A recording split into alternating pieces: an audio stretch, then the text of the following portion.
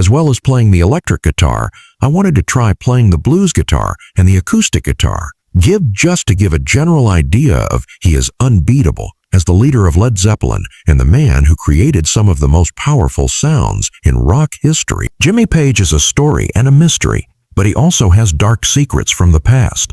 He had wounds, grudges, and complicated relationships with women in the business who tried to challenge, make fun of, or betray him. This is more than just a list of sound differences. This man used to rule the stage with a guitar like a sword, but now his soul is broken. Steve Nicks is at the top of that list of mean people. She was beautiful and had a raspy voice that made you feel like you knew someone. In the crazy rock groups of the late 1970s, Stevie and Jimmy ran into each other more than once, but something never clicked between them. It was said that Jimmy once asked her to work with him, but she turned him down flat. It is said that Stevie called Zeppelin style bloated and self-indulgent, which are strong words. Her jab hurt like hell for a man who lived for sonic excess. It wasn't just words either.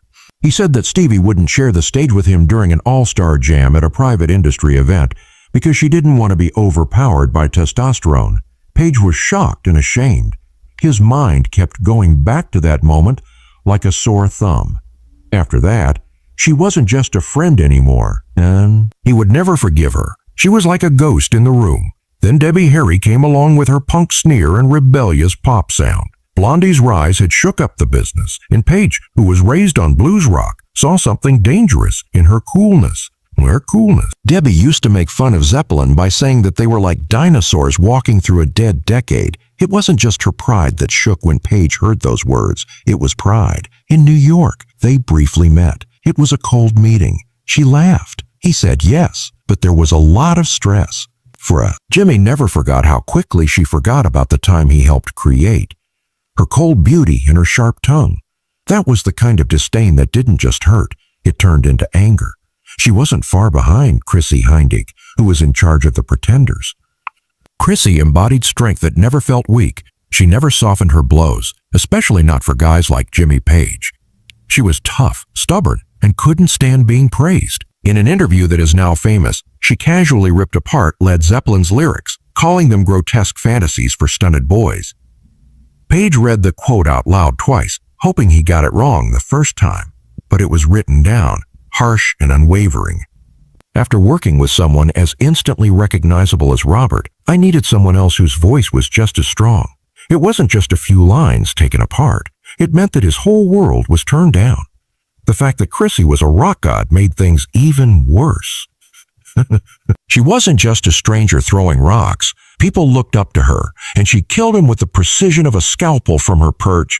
It wasn't a revolt. It was tearing down. When they saw each other backstage at a big event, Jimmy hoped they would be polite and maybe even make up for a moment. She just walked right by him like he wasn't there. There was no nod or glance. The air got cold. It was planned and thought out. He wasn't just being forgotten. He was getting erased. It broke his heart to see someone of her caliber turn his whole heritage into background noise. That moment stuck in the back of his mind like annoying feedback from a broken amplifier, always there and hard to turn off.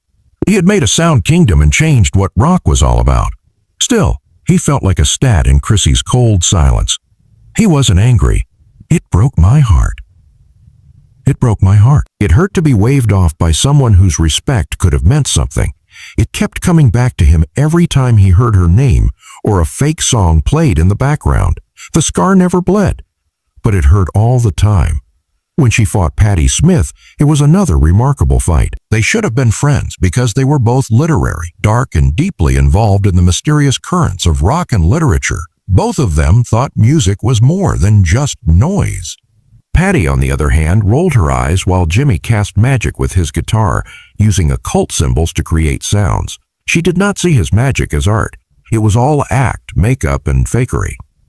She was known for saying that Zeppelin's mystical views were just cheap tricks for stadium kids. Page had spent years studying the occult, tarot, and the dark spiritual sides of art. What she said hit him like a knife to the chest. His faith wasn't an act. They were holy. She hadn't just said bad things about his stage persona. She made fun of his religion, the basis of his sound world. Their one fight in person was short but memorable. The air at a London party for a new record was thick with smoke, stress, and pride. Jimmy walked up to her, maybe just to ask her something or to make peace. Without waiting for a response, she looked him in the eye, smiled, and said, "Oh, the wizard arrives." The room went quiet. Page did not move. He didn't not follow her because of pride. That kind of pain goes deep into the skin. He let her see the most private part of himself. This is the boy who is still looking for magic in a broken world. She laughed it off. After that, he avoided her name, her papers, and even events where she was going to be. It wasn't because he was afraid of her, but because the cut still wasn't better. In her ridicule, he saw a possible partner in her. It hurt his artistic soul more than anything else he had ever felt. She saw him as the ghost of a rock kingdom that was falling apart. She spoke for everyone who had ever said he was just a show for attention. That voice could still be heard long after the guitars stopped playing. Finally, Courtney Love may have caused the most deep and long-lasting hurt. She was pure chaos, raw, loud, and not sorry for anything. She was a living contradiction of beauty and rage. Jimmy had once admired her from afar, drawn to her raw beauty, her unwillingness to follow the rules, and her fiery, venomous honesty. The way she talked about rock and roll made him think of all the bad things that could happen to it. That respect quickly turned to dislike the day she launched one of the worst attacks on him in public. She sneered as she said on a talk show that Led Zeppelin was just the sound of egotistical people masturbating on record. It was more than just a line. It was a bomb going off. People shared and printed the quote over and over again, and it was used in headlines and behind the scenes. It wasn't an attack. It was an attack on character. Page rarely reacted to jabs or rumors, but he felt something inside him break. It wasn't about having different tastes in music. The tone was private. It was mean. It got to the heart of what he had worked for and given up for his art. Through Courtney's eyes, it was all just noise. Being made fun of so badly by someone he used to respect felt like the biggest insult in the world. He never replied and never admitted in public that he was insulted. But when he was alone, his silence was more powerful than his words. His friends noticed the change, the way his face turned dark when she was mentioned, the way he stopped defending the good old days and thinking about how great they were. Courtney was not like other critics. She stood for everything that made fun of, destroyed, and laughed at what he had worked so hard to make. That man, Jimmy Page, who could handle heroin, grief, and the chaos of fame, found an enemy in Courtney Love that he couldn't get rid of. Because a hero doesn't get angry when people make fun of his name. There is quiet at the end. When anger is hidden so deeply, it becomes part of the story.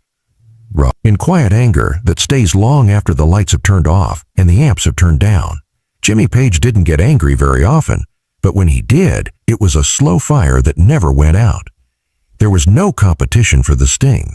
It was in jest that these women not only challenged him, but also cut through his mythos with sharp words, cold dismissals, and a lack of remorse. These weren't small fights between friends. They were emotional accidents that broke people's pride and turned respect into anger. The hits that came out of the blue hurt the most for someone who had lived like a rock god, above the fray. Page didn't always act on what she saw. He let the memories stew and stay with him. He didn't say anything, so the quiet said it for him. Over time, those experiences turned into scars. He never showed his scars to the public, but they were always with him. And his anger doesn't go away quietly, just like his songs. They can be heard in every heavy riff and every painful pause between lyrics. You can also hear them in the dark corners of rock history, where mythology meets the harsh truth of how fragile people are. Page built sound walls, but there were stories inside them that he never had the courage to put into words. These kinds of stories.